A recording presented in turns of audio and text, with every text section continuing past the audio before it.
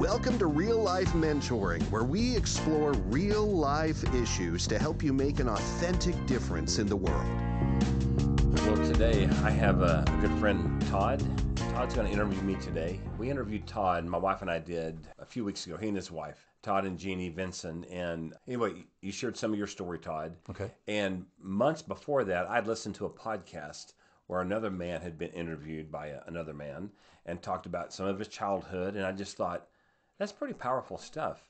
It helps you process it. It helps me process it as the individual, as you think about about growing up your own life.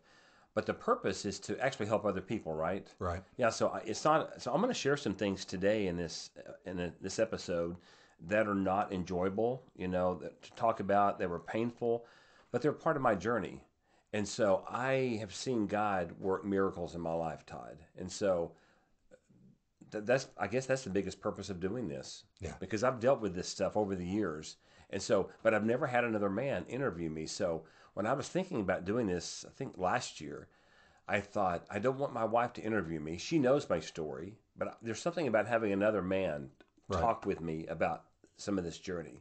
So God brought you to my mind after we did your interview, and I thought, what an excellent way to do this. So thank you for doing that today. Well, that was so helpful for us too, because it also makes you look back and reflect and just see, just by God's grace, the progress that you have made and that you're not stuck there. And so hopefully this will be as helpful for you and the people that listen to your story today as well. So I want to thank you for interviewing Jeannie and I, and just be able to share our story and hopefully encourage other people that you're not the only one going through it, and you're not alone in the process. So we can get started, and you're the guy in charge here today, all right? Tables are turned. I'm just asking all the I'm questions. just going to answer some questions, but I will say I obviously grew up in what we would call a dysfunctional home, dysfunctional family.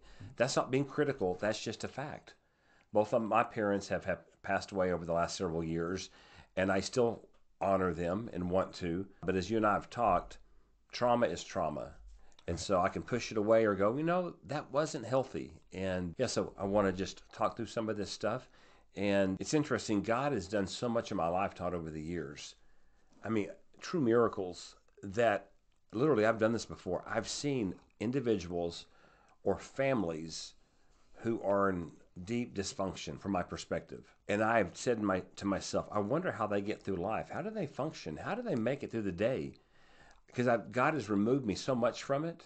He's healed my life so much that I've almost forgotten what it feels like to live in that. Right. Does it make sense? Right. When you're in the middle of it, you think this is just like you and I were talking earlier. It just feels normal. It does. It's all you know. Yeah. And so I'm reminded occasionally, Chris, you lived in some of that years ago. And so you were able to walk through it and come out on the other side because of your faith in Christ. Right. Not because of religion, not because of a church, but because my relationship with God has changed everything. And it doesn't mean things are all tied up in a nice little bow today. There's still struggles and challenges. Right. But, it's just so different. So anyway, take it away. Well, yeah, I guess what I enjoy is, whether you're reading a book or a movie, is you may know the topic if it's a historical piece or something, but when you learn the backstory of how someone got to where they're at, you're going, oh, wow, that's powerful. Oh, you and I have talked, and we met at the roastery and have had conversations over the years. Oh, explain that, roastery. Explain that. Okay, yeah. When you and I first met, I founded Eote Coffee. When you and I met, we had moved to some warehouse space in Oklahoma City, and you had come to the warehouse, and we had some similarities from, living abroad, loving Europe, loving culture, loving coffee, and then even more importantly, just being kingdom-minded and being followers of Christ. And so, that was, coffee was kind of the connection to get us connected, but it wasn't really until in the last, I'd say, year or so that we have gotten to just share more of our stories and go deeper. And so I just kind of want to ask you, I know part of it, but yes. Tell me about early years. You said you had moved 21 different houses before you graduated from high school. What was that like? What's crazy about that, and there may be more, these are the ones I can remember, okay? But you graduate high school at the age of 18. Right. And so you do the math, there's at least 21 different houses I remember. So that's less than a year in these places. And we lived in 3 or 4 different small towns in Oklahoma and Texas. And so you go, why would you have moved so much? Well, my father struggled with alcoholism. Now, as a little kid, you don't understand that. Right. So that meant job loss, not paying the bills, the rent's due. I mean, all kinds of situations would arise. And when I say we would move, it's not like, well, you guys recently moved a year ago from a town called Edmond to Norman, where we live today. Right. You had some planning time, right? Right. Well, that was not even a factor when I was growing up. Not any part of the equation. No planning at all. And so, just to give the listeners an understanding, you come home from school one day and you're told, oh, we're moving tomorrow, or we're moving next week. I mean, it was like that quick. And you're putting stuff in your car because maybe you've been evicted or you can't pay the rent. Oh, yeah, that happened as well at times. And there's no closure, not with teachers, friends. And I never really felt like I had close friends because we moved so much. You never felt like you had a place that was home. You know, it always felt like I was the visitor, the guest, even though it was places where I lived. Well, even as a kid, you didn't really have the wherewithal to even process that. No, it's just, it still boggles my mind to go when you're 4 years old, 5 years old, and you're put in a car and with stuff, and you arrive at a new place, a new house, maybe a new town. Everything's new again. And again, it wasn't, hey, let's come together. Let's talk about what we're going to do. Mom and Dad want you to know it's going to be just fine. I mean, they were doing the best they knew how, but it still was wrong. Right. In fact, that's a statement that I've learned recently over the last year from a counselor who I really respect, Adam Young out of Colorado. He talks about this. Guys, just because you say, my parents did the best they could, it doesn't mean that it was still healthy. Right. Makes sense. Right. And so it's not being critical of someone.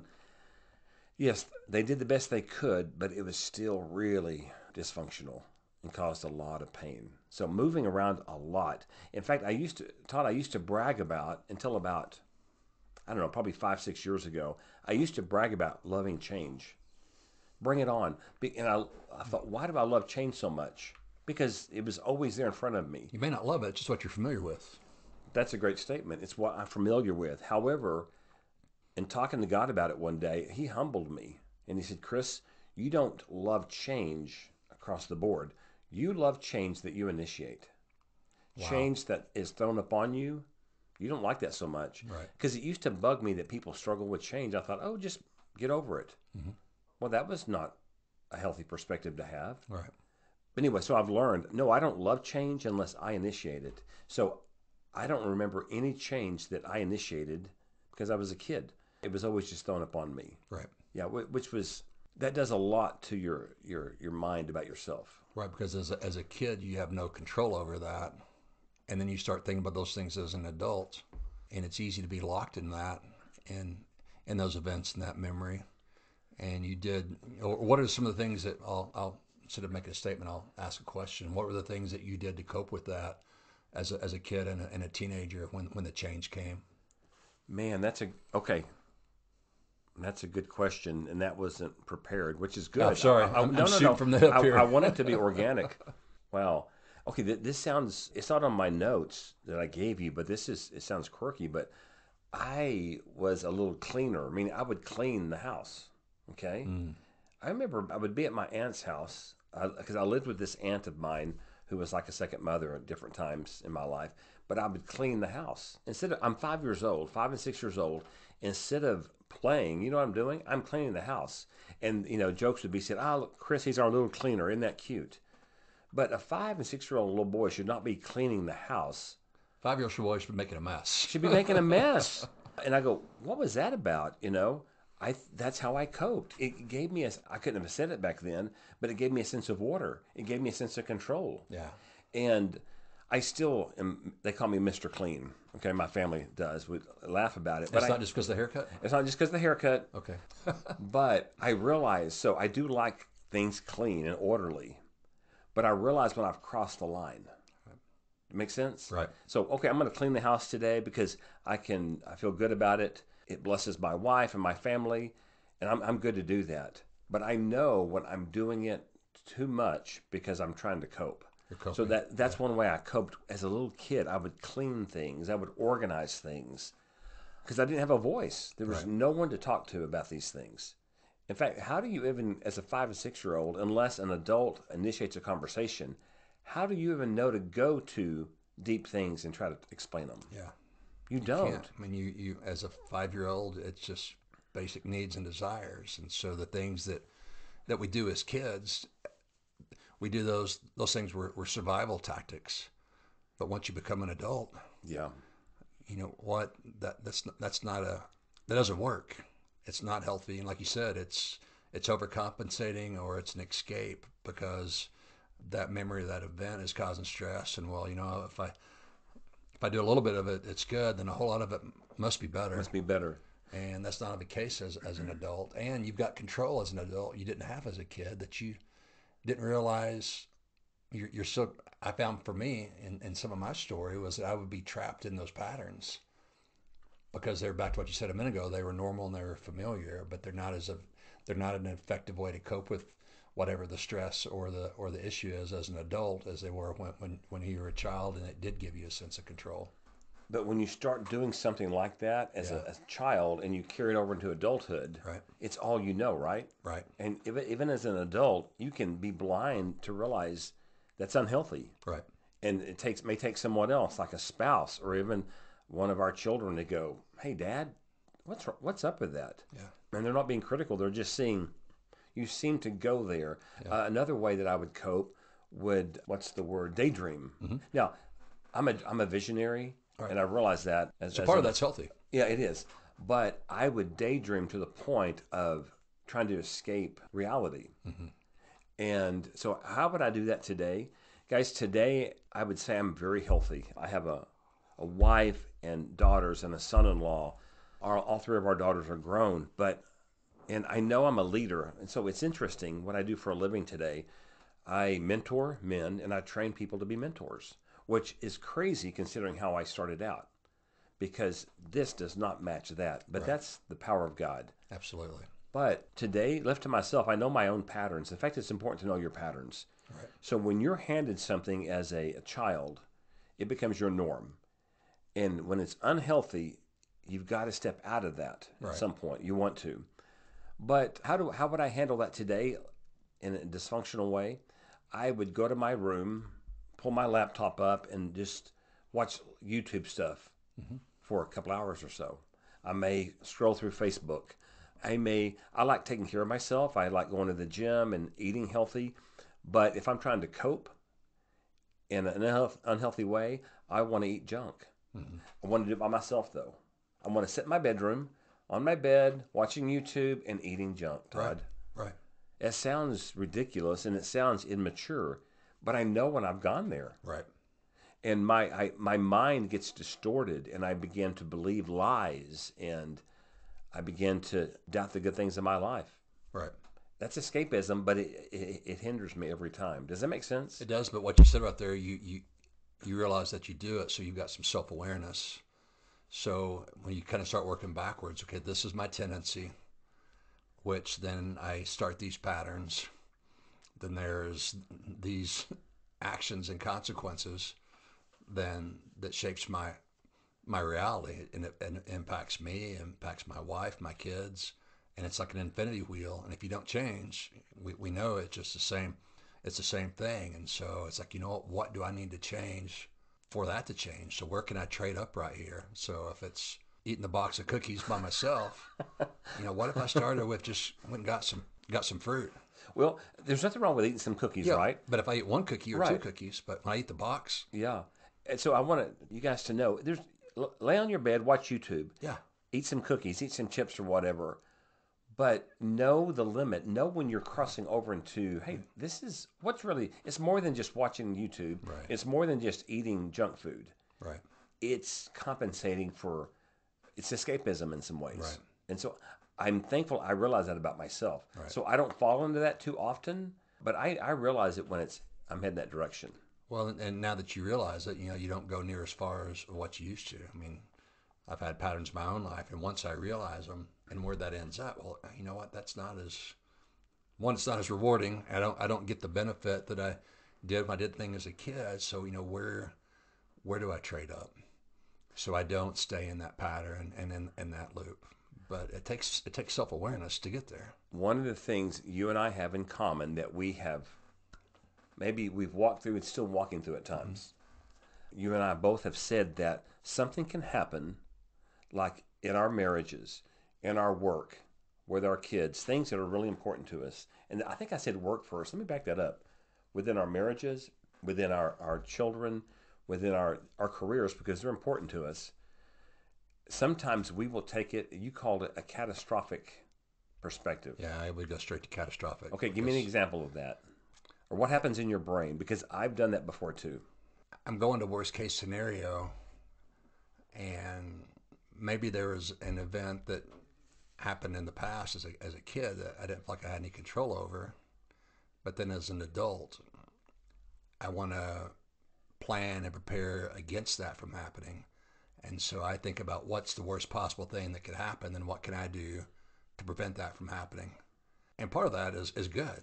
That's being proactive and being prepared. But when you live there, everything is a catastrophe waiting to happen. Okay. And it just goes from a point of just sheer dysfunction and you being controlled and obsessed and always worried about the what if, that probably 95% of the time, the what if never happens. And so it's exhausting. It is exhausting.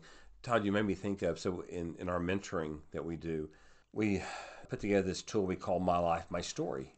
And I believe that until you know someone's story, Right. you don't know them that well. Right. Oh, how are you doing? Oh, I know you. We go to church together. We work next to each other. Okay, I know this little bit about you, but I start hearing your story. Right. And the part of the tool where you talk about the past, the present, and the future. Mm-hmm. So what we're doing right now, you're helping me to process some of my past. Which it has brought me to where I am today. Mm-hmm. But on the part of the present, on the left side, you write things that discourage you, that feel like they defeat you, that hinder you. On the right side, you write things that encourage you and strengthen you.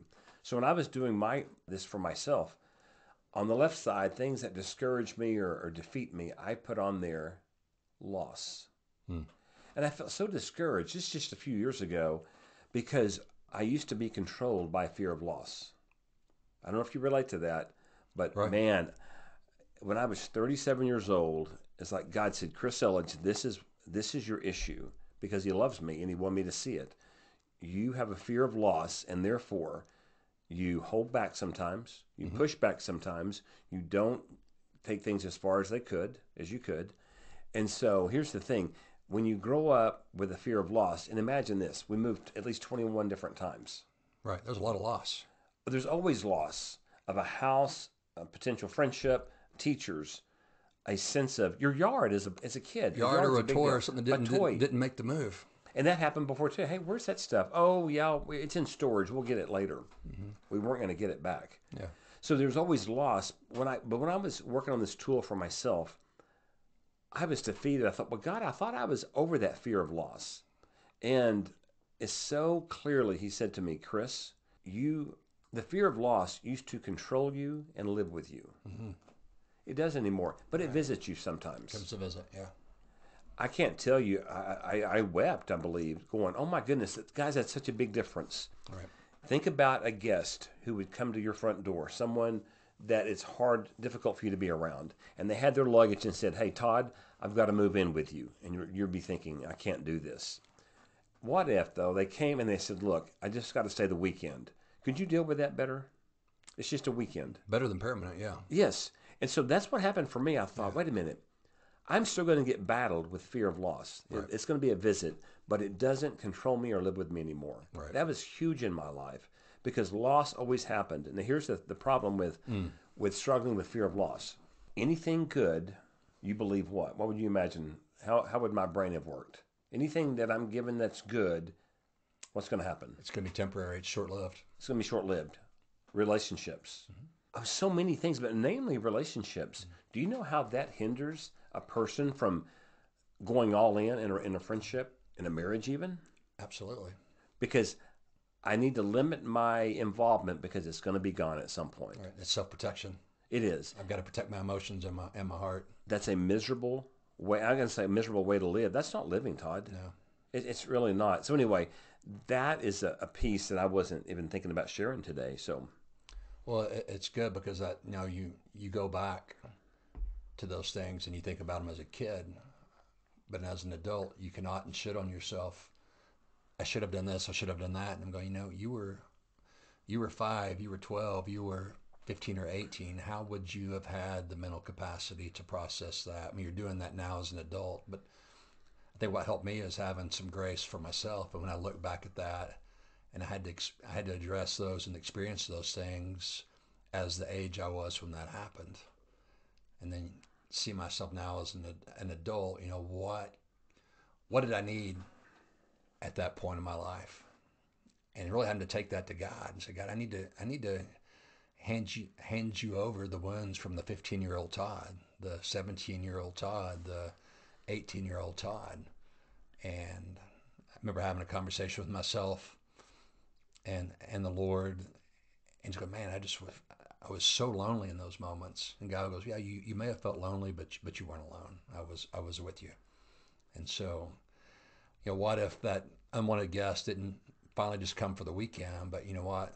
It was only a cup of coffee, and it was 20 minutes, and you got to the point of health that you could work through that they didn't stay, and you didn't have to have the self-preservation, because what if you have finally gotten to a point and understand your identity, that you've got nothing to prove, nothing to fear, and nothing to lose, because you're secure enough now in your identity that it's maybe a 10-minute conversation you have in your head with loss or loneliness or feeling like you don't belong, and it's not a resident that lives with you like it did in the past.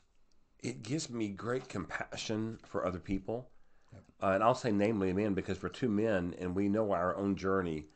It's interesting. If someone walked up and they had a major wound on them and they were weakened because of it, we probably wouldn't just say, oh, hope the best for you. We try to help them in some way, right? Take them to the hospital. So when you grow up and you've got wounds, but nobody knows about it but you, right? And you don't know to share it, maybe you're embarrassed to share it, or that's not something you've been taught to do, then no one can even know that there. Right. That wound is there and help you with it, right? Because you've always deferred. You always deferred to the situation, your parents, the crisis. And no one's aware. No one's aware. And I grew up in, again, my mom was basically a single mom to 5 kids, very poor, did the best she could. She really, she worked her butt off to try to, give us a life.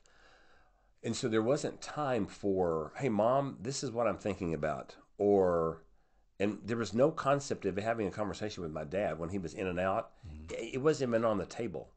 In fact, one of my daughters asked me, this may be in another podcast, Dad, tell me about some conversations you had with your dad growing up. And I thought, I've never thought about that. And I thought for a moment, I don't have any. And she said, oh, Dad, you had some conversations with your dad. I said, no, Libby, you have to understand the kind of relationship we have where we talk about all kinds of things. And I said, it wasn't even a mindset that we would have a conversation. I never had real conversations with my dad that I know of growing up. So with that said, if you have a wound as a kid, when you have a wound, you should be able to go to your parent and talk it through. Say, hey, this is going on. My parents didn't know how to do that.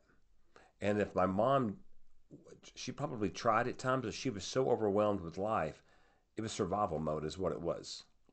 And so anyway, I have great compassion for people listening to this who are living in that right now, or who are trying to walk through something and don't know how to get out of it. Right. It gives me great compassion.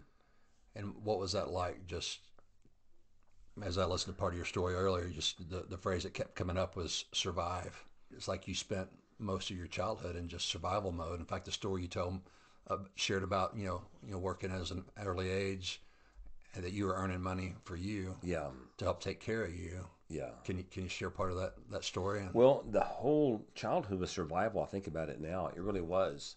Yeah, my first real job, this sounds crazy. In fact, it's interesting how once you're out of something and God has brought you through it and healed you, how you can laugh about some things. Now, these things are not laughing matters, but on the other side, you can go, that's crazy. So I was in the 5th grade. My dad was a custodian at this little school we went to.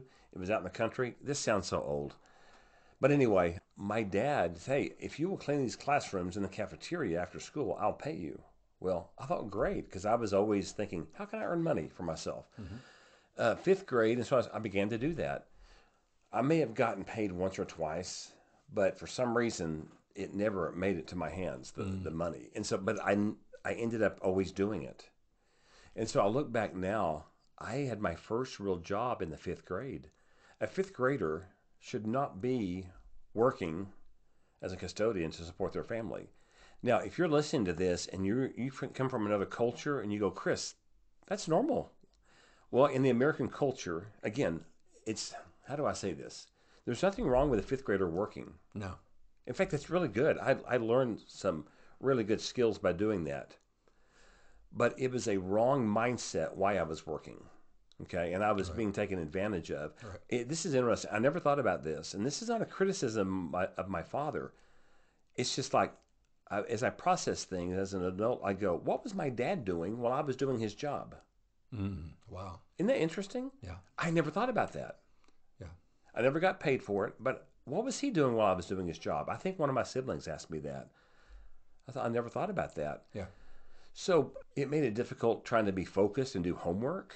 So school was okay. My grades were okay, but I don't remember sitting down and being helped with homework or being asked, you have your homework done. Right. So always, I had to take the initiative in everything, it seems like. Yeah. Did that make you feel responsible for your family? Was that, or is it? I don't know that I thought of it that way. At some point, I realized, okay, our family needs this money, so I took on responsibility too soon. There was some responsibility. Yeah, I was handed responsibility to be the man of the family way too young. Now, no one said that to me, those words. I didn't even know how to explain it or describe it myself. But as I look back, it was handed to me at a very young age. I'm the man of the house. It was unspoken. But I always felt like I've got to do this. Yeah. And I felt guilty for not doing it. Isn't that crazy? It feels like a double bind. I mean, it is. If you do it and you don't have a reward for it, if you don't do it, then you feel guilty because you've let somebody down. Yeah. And not cared for them, which as a child that age, what should be happening is that you should be nurtured and comforted and taught. But I understand that struggle. One of the things that you said too that just kept rolling through my mind is that because of the moves and always in the transition, you said you never felt like you really belonged in any of those environments. How did that carry on over as you became an adult, maybe even your own family now? Well, I call myself a reserved extrovert. Mm-hmm. I don't know if that's a true, with the different personality assessments they give you, but I am an extrovert, but I'm a reserved extrovert. And I explain it this way. I enjoy public speaking. I love meeting new people. I mean, I'll walk up to a stranger any place in sort of conversation. Mm-hmm. But I don't want attention to be drawn to me. Mm-hmm. You go, well, how do you do that if you're public speaking? Yeah. It's different. For instance, if we had a birthday party for me, first of all, I don't want a birthday party. I don't want people singing happy birthday to Chris and looking at me. Right. So, and I'm never going to walk into a room and demand attention, ever. But being up front is not a problem for me. Right. Now, why was I telling you that part of it? How is it? What did you ask me? Do you feel like struggling with feeling like you belonged? Oh, so, okay, even as an adult today, a few months ago, I went to a luncheon, a business luncheon. Didn't know anyone, and I go there, and you're there to meet people, but I walk in, and I feel a little out of place. Not because of lack of confidence. I just feel like, okay, I'm here by myself. Mm-hmm. I'm on my own. Nobody knows me. It kind of feels like going to the new school again. Wow. And the new school happened all the time. It's not fun being the new kid at school. You walk in the door, and all eyes look at you, and, hey, this is Chris. Sit down, and you go to, especially when you're a kid, you go to recess, and there's nobody to play with. There's no one to talk to. Yeah. It's interesting how that I'll still feel aspects of that in a new setting sometimes. Almost like every day is a job interview. Kind of, yes. And yet, you got to prove yourself. Yet, it's interesting. I enjoy going to those kind of lunches occasionally because who do I get to meet? But walking in the door by myself and wondering, who do I talk to? Will I be able to connect with someone? I don't know anybody. There's a little tension there. Sure. And I think it goes back to how I grew up. And how do you work through that tension now? And how is it or is it different than when you were a kid? Well, it's so different now because I have skills and maturity and insight as an adult. I realize many people are feeling that way as well. Make sense? Right. They're nervous to be there as well. It's interesting how we can walk into a meeting like that and make the assumption, oh, everyone else here knows one another. Right. I'm the new one. Right. And I'm the odd man out. And the reality is, they're called mixers for a reason. Mm-hmm. They want people who don't know one another to come together and get to know one another. Right. And so chances are many people probably come to those gatherings and they're nervous. Who will I talk to? Will I connect with somebody? How will this work? It's a lot like middle school, but you don't realize everyone's insecure. I mean, do you deal with that sometimes? Still, I'm 55 years old. And you are, here you are, you lead this coffee company and you're always having to meet new people, right. Go to events, I imagine, to meet people. So here's something that I think I put it in my notes, that God has changed in me. He's given me such a resolve, a deep confidence that doesn't come from education. It doesn't come from you or anybody else telling me, oh, you're such a good guy. What a great job you did. Those things are nice to hear, but it is a confidence that God has given me through the Holy Spirit. So if you are wondering, what are you talking about, Will? There's God the Father, Jesus the Son, and the Holy Spirit. The Spirit of God lives in me because of my faith in Christ. But he's done something so, well, not just different, because other people can have this too, but he's given me this deep confidence, Todd, that nobody can touch. Now, you can say something and hurt my feelings, and you can discourage me and frustrate me, and I can struggle some, but it stops at a certain level. It doesn't reach the depth. Like it did when you were a child. Oh, at all. And I'm so grateful for this. And it's not arrogance at all. Arrogance has nothing to do with it. It is this resolve that I know who I am. Mm-hmm. I know who I am today. And yet I still have weaknesses. I will still doubt myself on certain things, but it doesn't get to the core of who I am. So many years ago, I was in my mid-30s, and I was on staff at this church in Arizona. And we had this campus set up where different buildings, you'd walk from this building to that building. And I'm talking to this older man who was our music minister at the time. And he was probably older. He was in his 60s at the time, which seemed ancient to me. And he said, Chris Elledge, he goes, I like the way you walk. I said, what are you talking about? He goes, you walk like you know where you're going. Wow. And I said, wait a minute, explain that to me. He goes, you just walk with this confidence that your shoulders are back, your head's up, you know where you're going. And it's not to that building. And that resonated with me. And I go, where does that come from? That comes from my relationship with God. And he's given me that deep confidence. So I'll never forget that. It'll stay with me. Because this is the same guy that was so insecure as a kid. Right. So Todd, not having be raised by a father to be able to have conversations with, my mom did the best job she could raising me, but she could not teach me how to be a man. Right.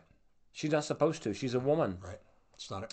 She can only do so much. That's not a criticism. That's a fact of life. A man needs a man to help him understand what manhood is. So I didn't have that. So I struggled. Like, what is it to be a man? Do I qualify? How do I compare with these other guys? Yeah. Am I good enough? Am I good enough? I never felt like I matched up to other guys.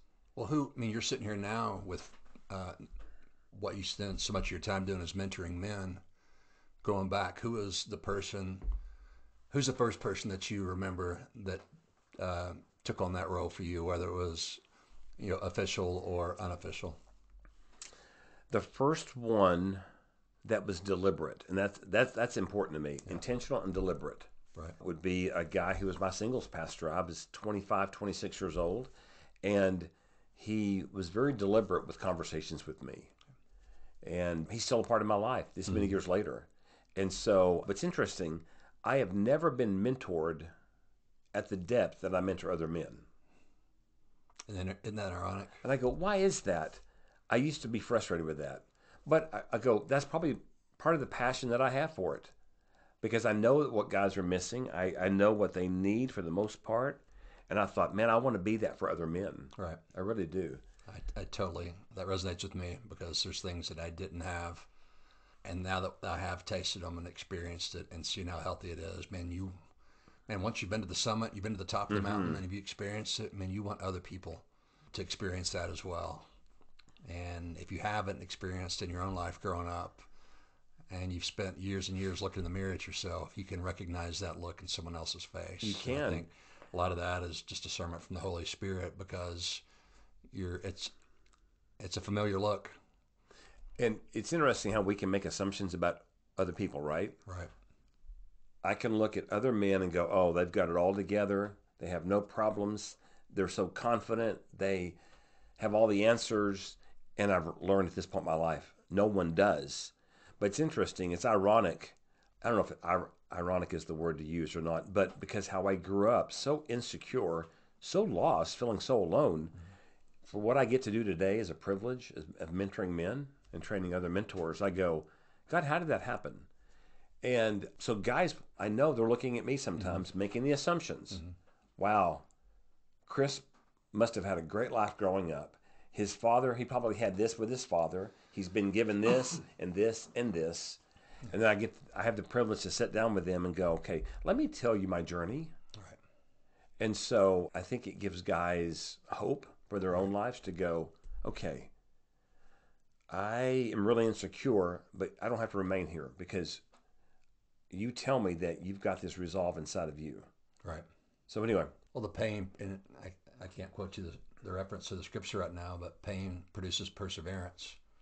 And then perseverance produces hope. And when your hope is in Christ, like you said, as far as entity, that hope doesn't disappoint.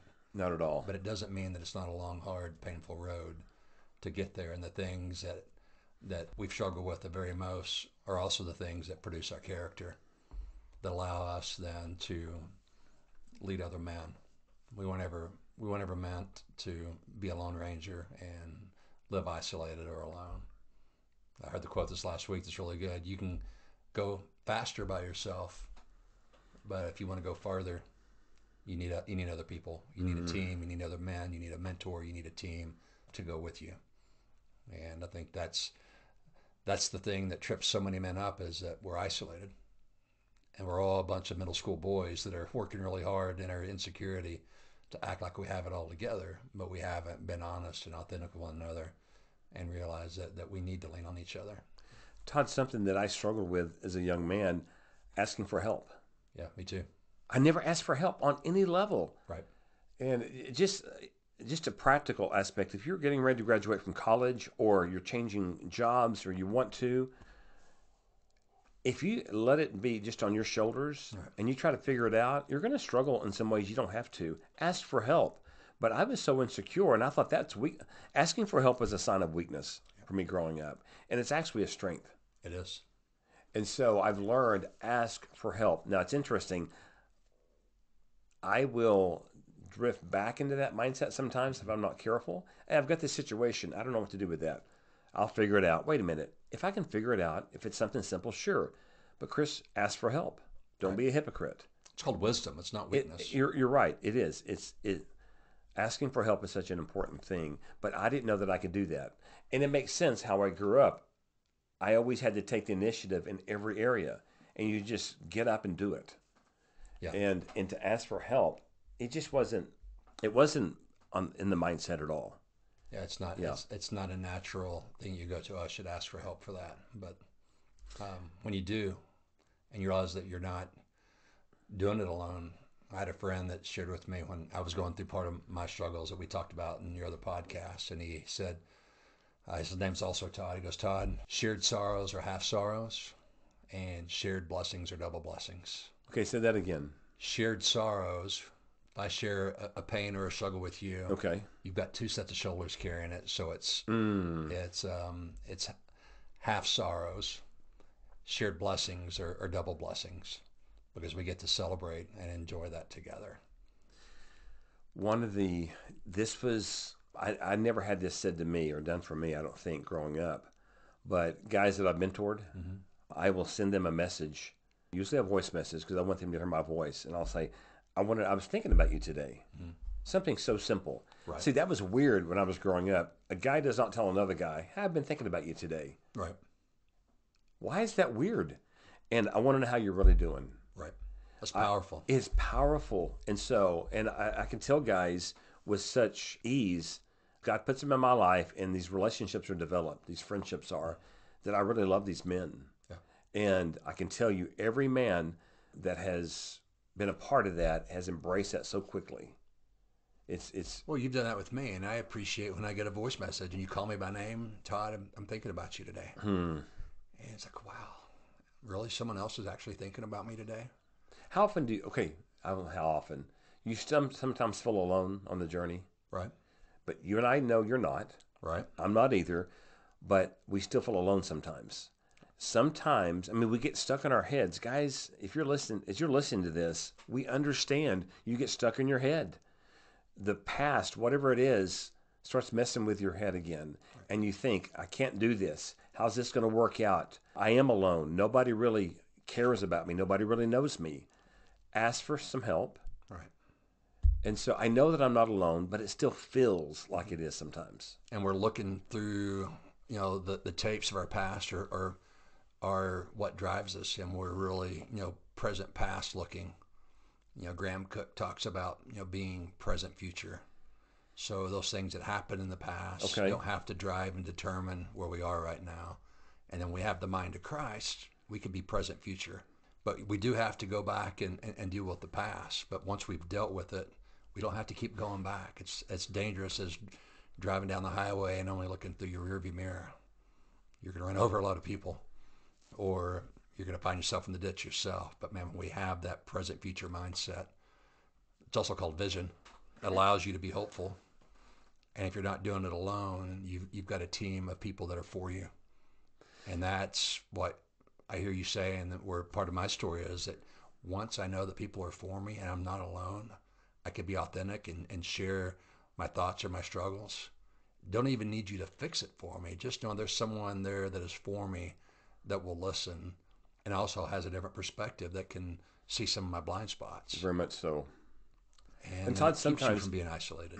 You and I both have, I think it's fair to say, strong marriages. And they're strong because of things we've gone through. Right. Right. So don't misunderstand. We don't have perfect marriages, but we have strong, healthy marriages because of stuff that we've gone through. And we've gone through it together. We've gone through it together with our spouses. Sometimes it helps as a man to have another man just to talk through some of these things with, Right. because your brain works more like my brain does. You have all girls, and I do too. Right. I imagine this has happened in your life many times. You say something, and your wife and your 4 daughters look at you like, what is your problem? Yeah. And you're thinking, what? That's happened to me. I'm going, what are you talking about? Why is that weird? Why is that goofy? Sometimes our brains just work differently. Right. And so it helps so much to have another man. And that's part of the reason I wanted you to interview me, because just how you had the courage to be real about your own journey, I thought, I want this guy. In fact, doing this with someone else would have made them uncomfortable to do with me, I think. And that's okay. I live in uncomfortable. But yeah, I think that's part of our journey. Yeah. We've been so uncomfortable at times because of pain, Right. that we've learned to be comfortable with the uncomfortable. Right. Does that sound cheesy? No, it doesn't. It's true. And there's something about just saying it out loud and speaking what that struggle is. Very much so. And it's not so ominous and overwhelming once I've called it what it is and allow God to work in that area, or me surrender it, and also realize, what do I have control over in this situation? What do I not have control over? Well, I can control the controllables. That's an obvious statement. So if I can't control this other, what am I going to do with it? Am I just going to go to catastrophic and just have the fear of what if, or am I going to trust that God is going to be with me and navigate through that, and then I'm not controlled by that fear? I'm reminded, something you just said made me think of this. This, in spite of being in survival mode growing up my whole life until, I left home, I always had this, I say always, when I came to Christ at the age of 9, meaning I know the Spirit of God got a hold of me and said, Chris Elledge, you're mine, I want you. And so at the age of 9, I accepted Christ. And that sounds, maybe for some, churchy, but it's not churchy. In fact, it's just the opposite. that relationship with God began. And at the age of 9, it had rained, and the sun was coming through the clouds. I looked up, and man, I knew God was with me, Todd. At the age of 9, I was down the street from where we lived.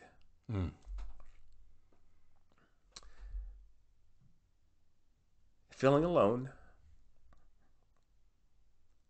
not feeling heard or understood, but looking up at the sky that day. I mean, it's like yesterday. It's like God said, Chris Elledge, I know you. I'm with you. I'm not going anywhere. At the age of 9, guys, that's possible for you. And so, guess what? My circumstances still were crappy. They really were. For years after that.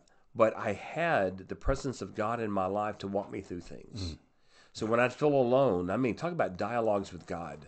In fact, over the years, guys, we talk about prayer. To me, it's just talking to God. Prayer has become like breathing for me. And what I mean by that is this. You don't have to tell yourself to breathe. If you did, that would be miserable. Okay, breathe, inhale, exhale. I just talked to God throughout the day about everything. And being honest with him about Being honest with him. Yeah. And so it's become like breathing for me, prayer has. But anyway, so with that said, I look back over my life and I go, wait a minute, God, you were there. And you were there. And you were there. So get this, Todd. I some of the notes I'd given you. Oh, get this. I was given the award in the 7th grade, the Quiet Award. What? I was so embarrassed because I was so internalized because of junk that this teacher, she's giving people awards.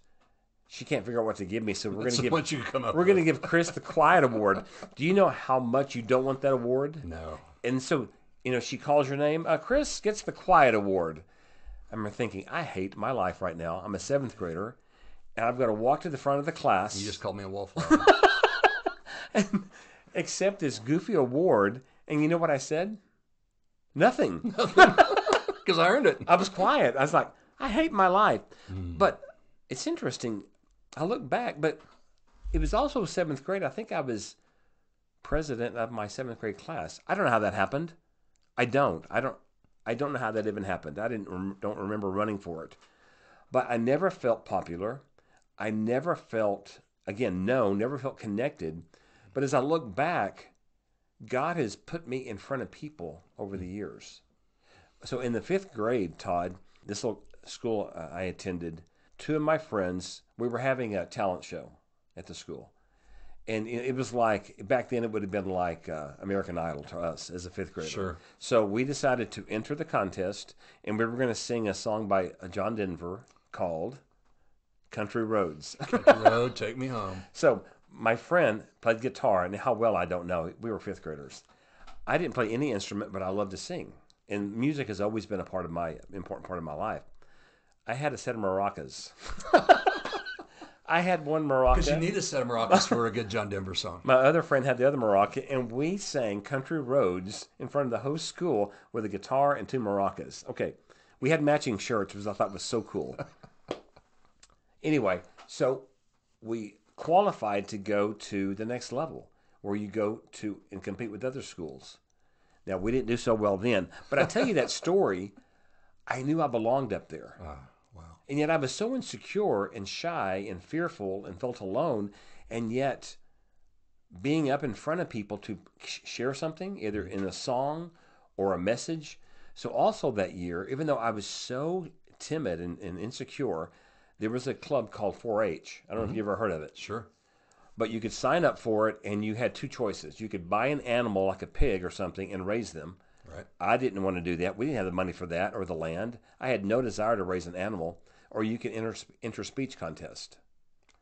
I chose speech contest, which makes no sense on paper because... The guy who won the Quiet Award. The guy who got the Quiet Award. But in the 5th grade, I signed up to give speeches, so I worked on this speech. And Todd, I can't explain how nervous I was the day of the speech. So we're at our school, and you're competing against, your classmates. and it's my turn. I'm so nervous. I get up there and I open my mouth, and it just happens. And I get a blue award, blue ribbon. Right. I thought, wow, that's kind of cool. So then you go to the next level and you compete against other schools. And this, so I'm at this school and I thought, okay, I want to do this. And then it's time to do it, and I'm regretting it, going, what's wrong with me? I can't do this. I mean, that self-talk that just puts you in a dark hole. And I mean, we were poor. I don't know what I was wearing, but it wasn't very nice, I'm sure. And the guy right before me, he looked like the All-American kid. And he had back then, it was cool if you had a Navy sports jacket with the brass buttons. Oh, yeah. With a tie. You were styling. Right. That's what he was wearing. He was polished. He was polished in every way. And I just thought, I am the biggest loser on the planet. I was comparing myself to him. And he was right before me. And I wanted to run out of that room so badly. He finishes, and I thought, I'm a loser. Chris Elledge, I go up there. I wanted to run. I opened my mouth, and guess what? I got the blue ribbon and a medal that day. And I thought, this is crazy. So I tell you these stories. Being in a music contest, giving speeches, I look back at all along the way, God's hand has been on me to direct me to what I'm doing today, Todd. Right. It's happened again and again and again.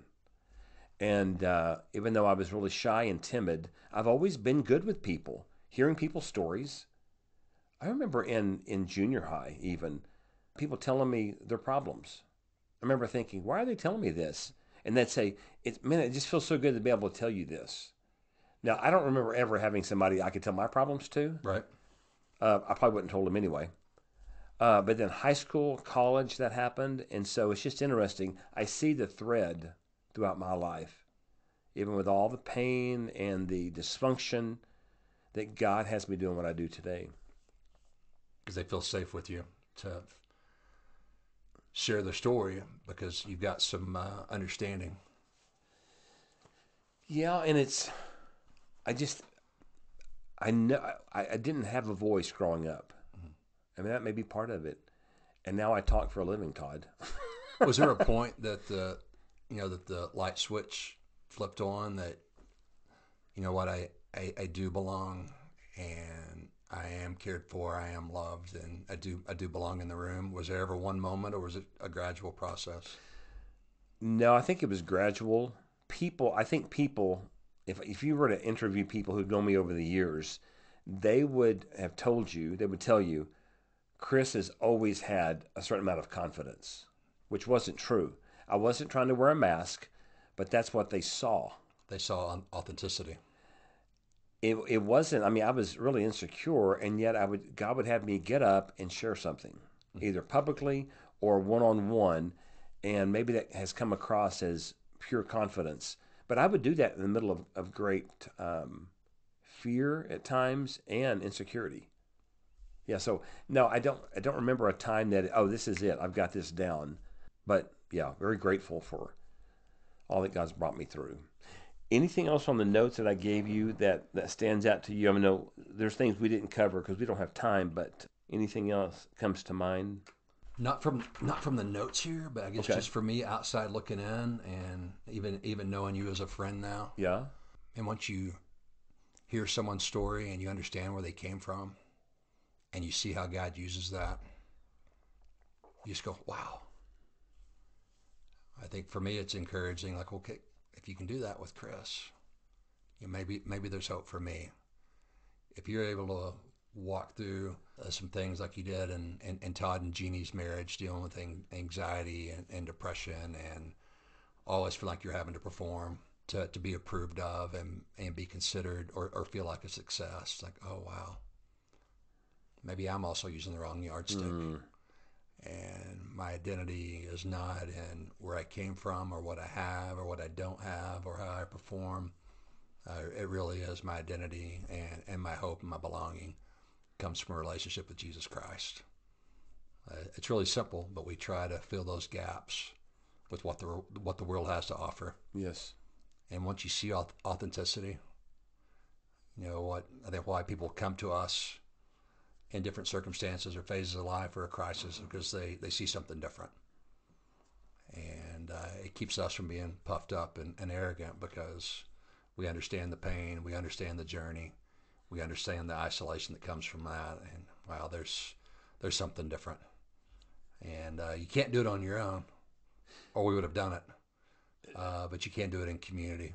Todd, I've shared this in a past episode of our podcast, but God doesn't make mistakes. So he created Chris Elledge. He created you, Todd. He didn't make mistakes in doing that. But when I look back over growing up, I've had this said to me in the past by a family member, you were so withdrawn and insecure, and you're so different than you are now. And I heard that, and I almost agreed with that. Yes, some of those things are true, but Todd, how God made me has always been there from the very beginning. Mm-hmm. So he made me to connect with people. He made me to want to speak in front of people. He made me with a love for music. He made me to have a confidence that impacts other people. Right. But it was covered up with junk. Right. And so the real Chris Elledge wasn't seen for many years, I believe. Is that fair to say for you as well? For me too. And then what you're seeing is now you're seeing maturity, and you're seeing growth, and you're seeing health. I think that's what's attractive to people, because they saw the old us, or what they thought was the old us, or what I thought you thought was the old me, which sometimes are dramatically different. And I want to encourage people, man, today is a new day. Begin. If you need to get some help, get some help. You need a counselor, get see a counselor. You need a mentor, I'd say you do. Get a mentor. Walk through some of these things. Let the real you be seen, but you got to get that junk off of you. Right. And so looking at your life and go, just a funny thing that I want to share is I look back over my life, as God has given me a desire to speak to people, to connect well, all right? And a sense of adventure, like what's out there in the world. Like I always used to think as a grade school kid, what's it like in other countries? Mm-hmm. Well, I didn't have any idea that I'd be living with my family in another country years later. Right. But music has always been such a part of my life. Todd, you know what my favorite song was when I was 5 years old? No, tell me. There was a Frank and Nancy Sinatra song called Something Stupid. What was the name of the song? No. What 5-year-old listens to Frank and Nancy Sinatra? Right. And that seems so quirky when I think back about it. While you were cleaning the house. Well, that's what it was. Listen to Frank Sinatra as a 5-year-old cleaning the house, and that blesses me. Oh. No, but music has always been such a part. So even today, God can use music, of all kinds of music. It doesn't have to be certain lyrics that can move me. And I feel hope. He just uses music in an interesting way with me. And so, anyway, I just want to encourage guys. Guys, look over your journey. Let's say you're 20 years old. Look back as far as you can. If you're 30 or 40, look back as far as you can and ask God to show you aspects. How has He made you? What are likes and dislikes He's given you? What are things that you're drawn to? He has made you, and He wants you to appreciate and enjoy these things. But life will have a way of trying to drown those things out. Right. Yeah, to knock you down and keep you down. So anyway. And gratitude helps that too. I mean, I had someone share with me, he goes, Todd, look back over your life and who are the men and people that have been in your life that have had a positive impact on you. And they way outnumbered my insecurities. Mm. And so I think it started with me having some self-awareness, and it started with me having some gratitude. Okay. And then as we get healthy, there's two parts of that relationship. We need to get healthy, but then we also need to be pouring into other people and other men. So it's not just flowing one way. It's coming in, it's going out, and it's benefiting other people. Actually, every time I mentor a man, I benefit from it as well, Todd. Absolutely. It stirs me. It changes me some. And, I don't think I'll ever stop doing it. And it gets you out of your head, like you said earlier, and getting you outside of yourself and just focus on your stuff. You know what? It's not near as bad and catastrophic as I think it could be. As it could or be. Is. Yeah. And so gratitude is a huge prescription for anxiety and fear. Okay. Before we close, any last words? Are you good to go? Yeah.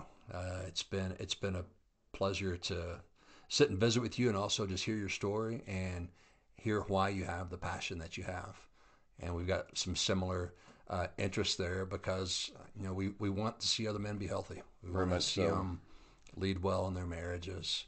We want them to lead well with their kids. But I think the crux of that is I want men to be healthy, and not just happy, but to be healthy and have joy and have peace, because then everything else happens out of an overflow. Well, I want to thank you for doing this with me. It's interesting. I mean, God put you on my mind. Todd Vinson is the one to do this with you. And you were so quick to say, I would love to do that. And so, guys, you don't have to be on a podcast to do this. I encourage you, women as well. Ladies, find another woman. Men, find another man. And sit down with them with a cup of coffee and ask them to share some of their story with you. Yeah, just be authentic, be real. It's good stuff, and it does change it. So anyway, thank you guys for today. And Todd, thank you again for taking the time to interview me. And it's been a privilege to process some of my journey with you. Thanks for the invitation. It's an honor to call you my friend.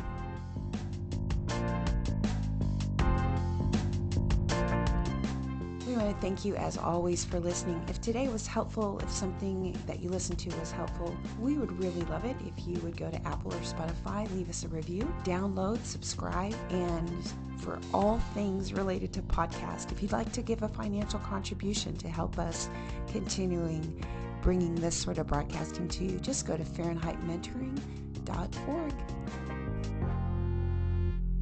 Hi, this is Chris Corral, producer of the Fahrenheit Real Life Mentoring Podcast. This podcast is produced through a partnership with the Confetti Corral Boutique and Michelle Corral Realtor. To find out more about these businesses who support our vision and ministry, go to confetticorral.com or find them on Facebook.